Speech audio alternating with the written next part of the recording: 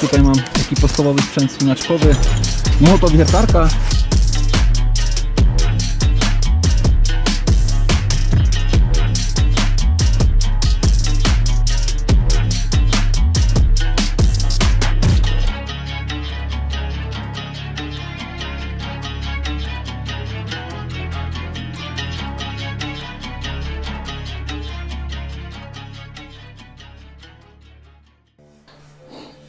Nadszedł czas, żeby wyruszyć w kolejny wspinaczkowy trip w Dolomity. W grocie Tomorrow Worlds w Dolomitach jest pewna droga, z którą zmagałem się na ostatnim wyjeździe, który możecie zobaczyć w jednym z ostatnich filmów wspinaczkowych. I wracam tam za niedługo, żeby spróbować się znowu przestawić, ponieważ ten proces wspinania się po trudnych drogach jest dość taki mozolny, wymaga wielu prób i często trzeba wracać w te same miejsca. Ja bardzo chętnie tam wracam, bo jest tam po prostu pięknie. W drytoolowej grocie Tomorrow Worlds u stóp Marmolady znajdują się drogi wspinaczkowe naprawdę na takim bardzo, bardzo wysokim poziomie. Na tamtym wyjeździe miałem okazję posmakować, jak to jest wspinać się na drodze D9, jakie to są trudności, jakie to są ruchy i powiem szczerze, bardzo się zajarałem, bo wiem, że droga potencjalnie jest w moim zasięgu, no ale wymaga treningu i takiej dobrej techniki drytoolowej, z którą ja się ciągle muszę obyć. Peju praktycznie w ogóle nie muszę brać, całkowicie jest tam ta grota obita, wiszą wszędzie ekspresy, więc ze sprzętu, który potrzebuję,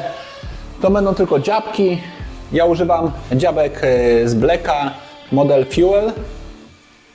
One bardzo fajnie mi się sprawdzają, bo bardzo dobrze mi leżą do dłoni. No i są po prostu pancerne, nie sposób je zniszczyć. Do drytoola naprawdę mi się podobają, lekko je tu modyfikowałem, oklejałem gumą, która już mi schodzi, ale fajnie się to sprawdza. Dodatkowo rakobuty. Wiele osób początkujących po prostu wspina się w butach, na które można założyć raki automatyczne, takie najlepiej właśnie monopointy. Ja też tak się bardzo długo wspinałem na początku, ale nie ma to jak po prostu rakobuty, są one dużo lżejsze. Oprócz tego tylko uprząż, oczywiście magnezja w płynie, to jest po prostu hicior. Ja bardzo lubię magnezję od białej materii, to jest naprawdę super jakości, ale teraz w ogóle wypuścili coś takiego, jest to magnezja w płynie i wyobraźcie sobie, że jak smarujemy ręce tą magnezją, oprócz tego, że ona bardzo dobrze, fajnie trzyma, bardzo fajnie się wciera, nie śmierdzi alkoholem, jest to taki nawet przyjemny zapach. Do drytoolingu bardzo fajnie się właśnie sprawdza, żeby dobrze sobie wymagnezjować ręce magnezją w płynie.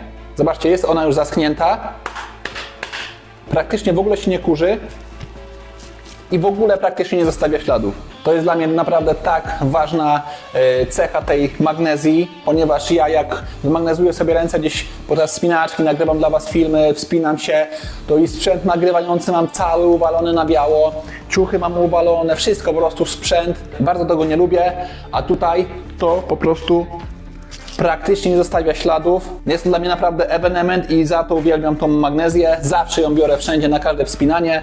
Oczywiście warto też mieć ze sobą taką magnezję w woreczku. Ja jak idę na ściankę, to najczęściej używam sobie właśnie takiej magnezji w kulce.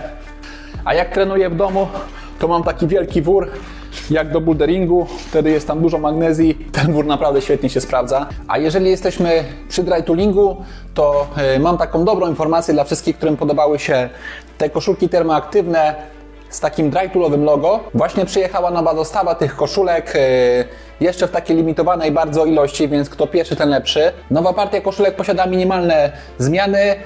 Jedna zmiana to napis, nie ma już drytooling, tylko climb hard. No i samo logo jest z sitodruku, czyli takiej lepszej jakości. Nie jest takie śliskie, plastikowe, bardzo fajnie pracuje. Także poprzednia partia rozeszła się bardzo szybko i było sporo zapytań o nowe, więc nowa partia już jest. Dla tych, którzy nie znają tych koszulek, to koszulki termoaktywne, które dobrze oddychają, bardzo szybko schną, ale przede wszystkim, jak dla mnie, bardzo fajnie są skrojone. To przede wszystkim bardzo zachęciło mnie akurat do tego modelu koszulki. Na długość elegancko, nie wisi, nie jest takim szerokim workiem, bardzo fajnie dopasowana, fajnie się układa, jest lekko stretchowa, a teraz bardzo limitowana ilość tych koszulek, S-ki, M-ki, L-ki w ilości około 30 sztuk tylko, cena 90 zł za sztukę, kto pierwszy, ten lepszy. No i ze sprzętu, o którym chciałbym Wam wspomnieć, biorę sobie w Dolomity taki nowy nabytek, niskie buty na membranie goreteksowej, takie dość sztywne, ale to nie są typowe podejściówki. To jest mniej więcej takie coś pomiędzy właśnie podejściówką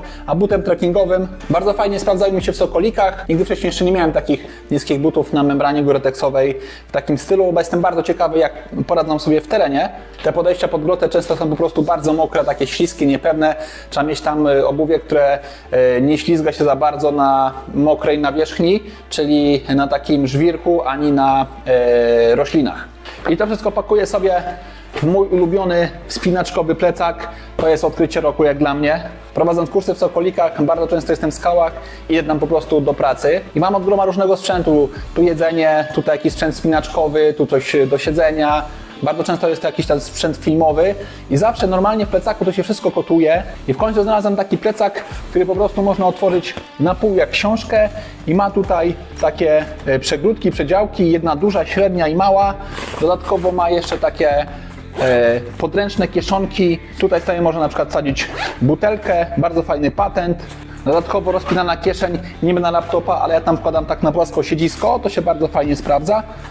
I ku mojemu zdziwieniu leży naprawdę dobrze na plecach. Ten plecak naprawdę robi robotę, wszystko jest tak zorganizowane pod ręką, nic się nie miesza. Ja go uwielbiam i cały mój sprzęt idzie do tego plecaka. Przy okazji tylko wspomnę jeszcze, że możecie wesprzeć rozwój tego kanału na platformie Patronite. Tam dzięki wpłatom patronów mogę zakupić jakiś sprzęt filmowy albo sprzęt do testowania wspinaczkowy. Także bardzo zachęcam, link do Patronite'a znajdziecie w opisie filmu i wrzucę Wam jeszcze link do tego plecaka, bo wszystkim go polecam naprawdę, jestem jego wiernym fanem. Więc biorę sprzęt, pakuję go i ruszam w drogę.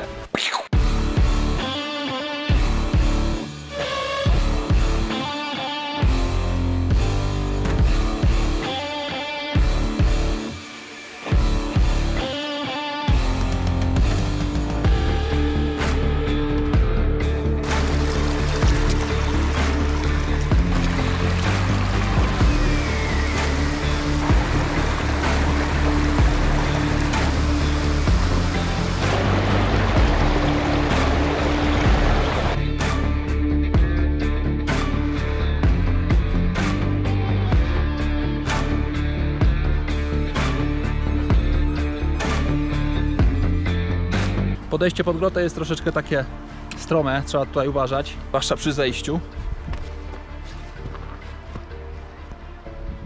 Dzisiaj jest wesoło, przyjechało kilku dobrych zawodników, przyjechała taka para ze Stanów, no i dwóch najprawdopodobniej Słoweńców, też takich bardzo mocnych. Hi Katie. Good to see you. Yeah, you There too? in the blue bag, there's pastries if you'd like one. Ah, snacks.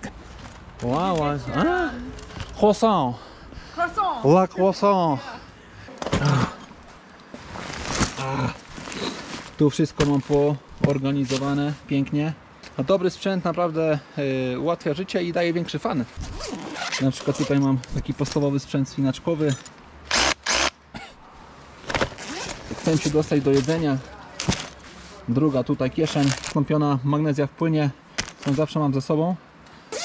No i osobno rękawiczki, bez jakaś bateria do drona. Wszystko jest pod ręką, nic się nie miesza, rewelacja. Jest to najtrudniejsza droga na świecie drytoolowa, którą wytyczył Darek. Tak naprawdę tutaj tylko dwóch ludzi wytyczało drogi. Darek Sokołowski oraz Tom Ballard.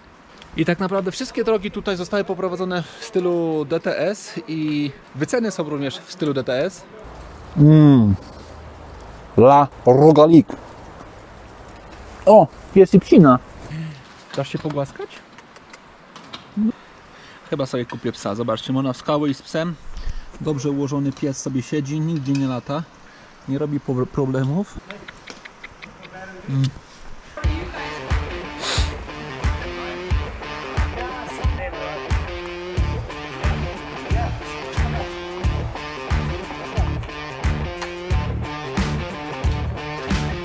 Tutaj każdy ze wspinaczy męczy się na swoim projekcie.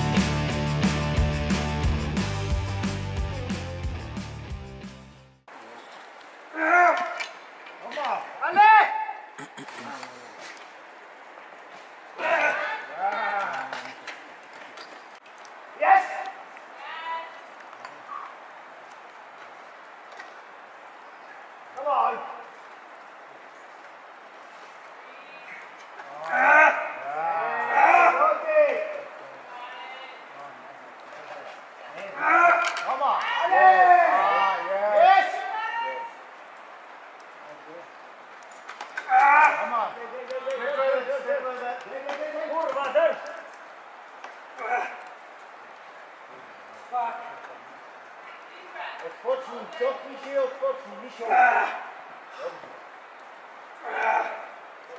Relax, relax.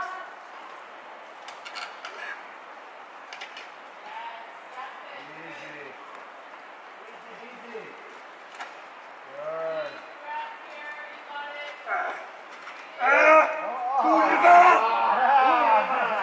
Good try.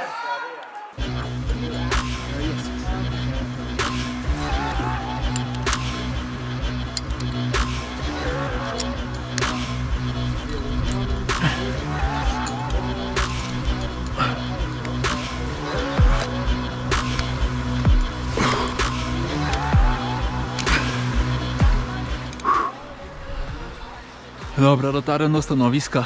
Teraz muszę poprzepinać linę. Przeloty.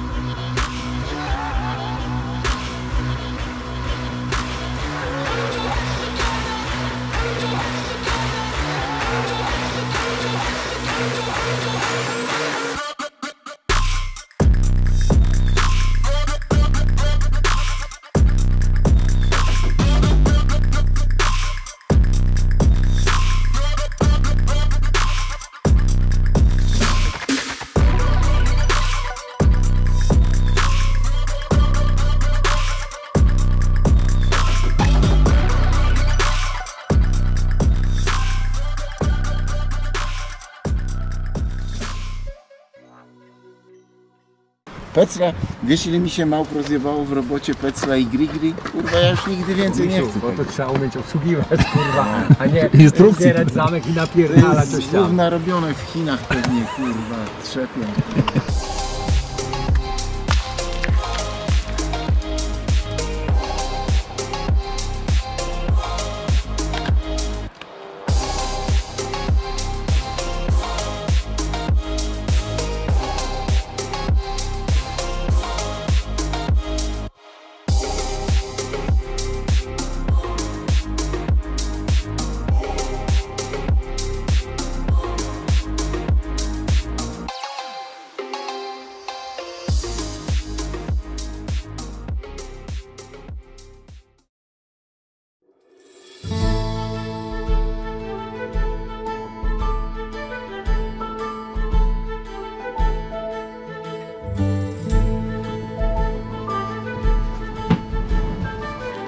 Niby to co szarlotka, ale jednak inne. No, chyba to nie. Szybkie ciacho, to musia i lecimy się przejść.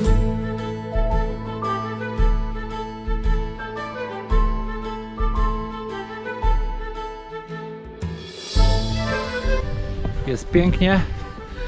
Słońce naprawdę tutaj dzisiaj robiło robotę, ale nie dajmy się oszukać, bo temperatura powietrza jest naprawdę niska. Miałem już nos zmarznięty, uszy zmarznięte. Za mną widzicie masyw marmolady. Tam już jest niedaleko wyżej granica śniegu.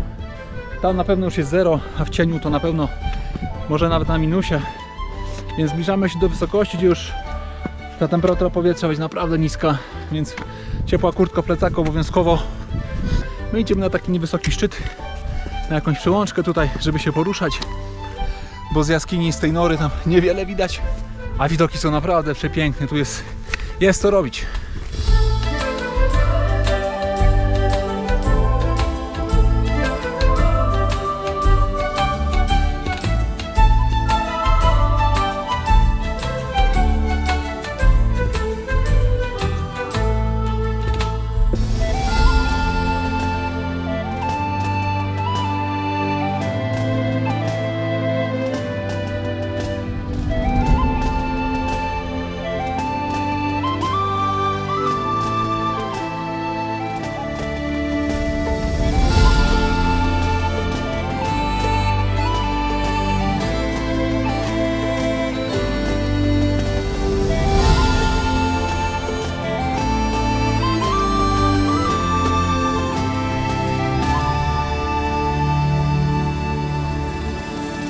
Śnieg robi fajny klimat, robi fajny kontrast tutaj z tymi ciepłymi kolorami. Na dole jeszcze trochę jest tak lata, a na górze już zima, nam też nosy zmarzły.